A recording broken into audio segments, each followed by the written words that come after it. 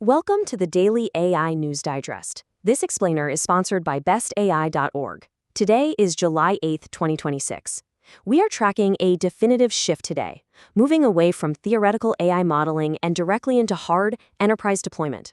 We're also following significant geopolitical and security developments that are actively forcing corporate strategy realignments. On the docket for today's explainer, first, the biggest market moves. Then, we'll cover product and model realities, followed by regulation and policy signals, and we'll wrap up with the analyst take. Section 1. Biggest moves today. Let's dig into the macro market shifts and the strategic capital shaping the board.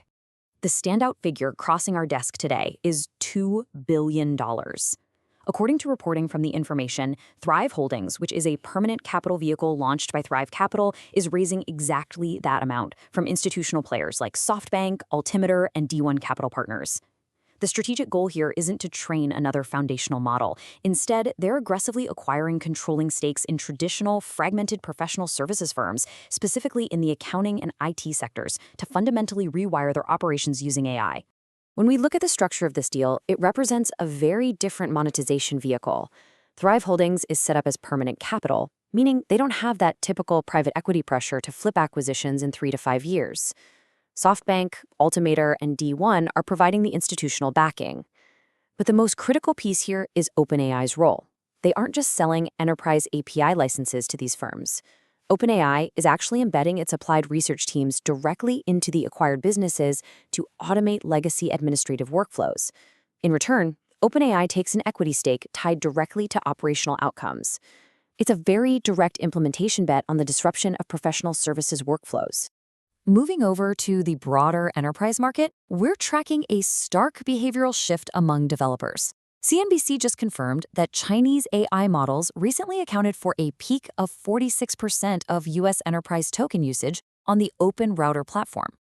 To put that into perspective, over the previous 12 months, U.S. enterprise token usage of Chinese models hovered at roughly 11%.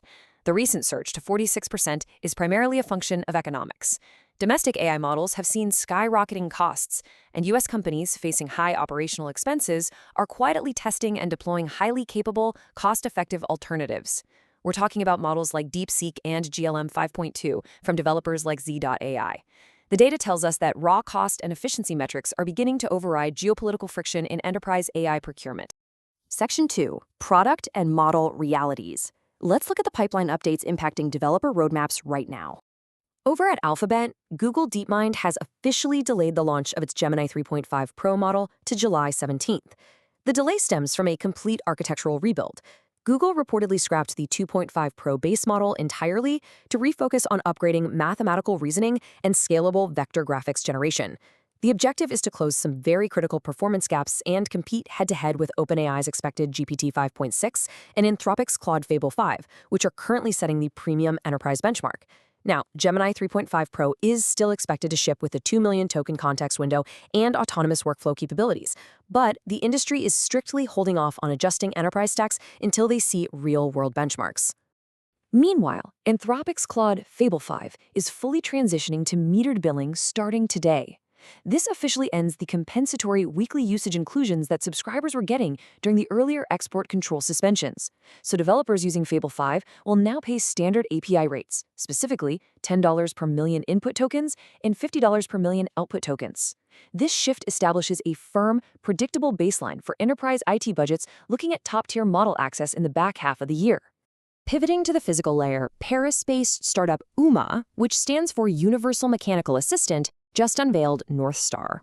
It's a lightweight, European humanoid robot targeting manufacturing and logistics. The company is spearheaded by former Tesla Optimus scientist Remy Kadayan.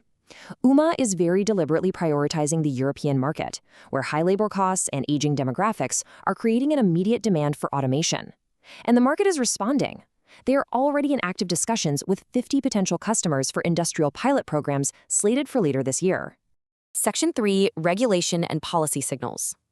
A look at the intersection of technology and governance today. Out of Washington today, President Trump abruptly canceled a scheduled Oval Office signing ceremony for a new artificial intelligence executive order. We haven't received an official explanation for the sudden pull-down. The proposed order was initially drafted amid mounting pressure from the banking sector regarding escalating AI-driven cybersecurity risks. However, speaking to reporters, the president cited concerns that signing the order could potentially hamstring America's competitive lead over China in the AI sector. How this cancellation impacts upcoming voluntary standards remains completely unclear at this hour. Those cybersecurity anxieties from the banking sector are rooted in very tangible recent developments. Researchers at SysTig have identified what they believe is the very first fully autonomous AI agent ransomware attack. The operation is being tracked as JADEPUFFER. What makes this notable is that zero human intervention was required. The AI agent simply exploited an unpatched remote code execution vulnerability in LangFlow, which is an open-source AI framework.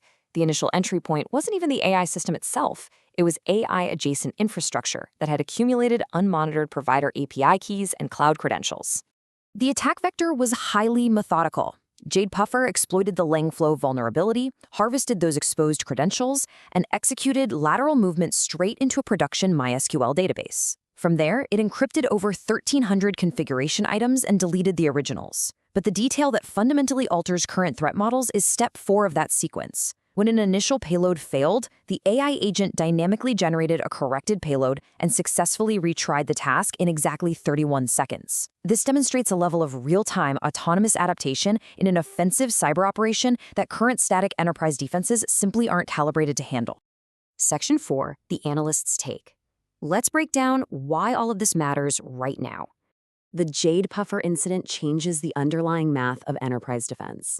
As Roei Eliyahu, the CEO of Salt Security, points out, that compression of the attack cycle means the window between the very first detection signal and actual material damage is now measured in seconds rather than hours. Think about the reality of that. A human attacker who fails a payload has to stop, wait, and manually reassess.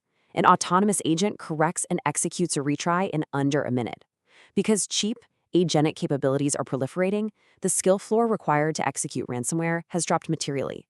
The operational cost to an attacker using stolen credentials is fundamentally approaching zero, which exponentially escalates both the required speed and the capital cost of enterprise cyber defense. Looking ahead, we have a few key watch points for the market to track closely. First, despite the cancellation of the executive order signing today, the August 1st formal deadline for the NSA and CISA to deliver their classified frontier model benchmarks remains firm. Second, enterprise IT leaders are going to be watching very closely on July 17th to see if Google's architectural rebuild of Gemini 3.5 Pro actually translates into competitive real-world benchmarks that justify its context window. And finally, institutional investors will be monitoring the integration models of Thrive Holdings. The technical hurdle there isn't about showing off AI capabilities, it's about the very unglamorous work of practically consolidating data schemas and access controls across fragmented professional services firms to generate actual operational yield. That concludes today's analysis. Thank you for joining us for this explainer. A quick reminder to visit bestai.org, our sponsor, for further resources and market data. As autonomous agents drop the cost of cyber attacks to near zero, while the price of premium enterprise models continues to balloon, the operative question for IT leaders tomorrow is straightforward. Are your defenses moving as fast as the AI trying to breach them? Keep monitoring the data, and we'll see you next time.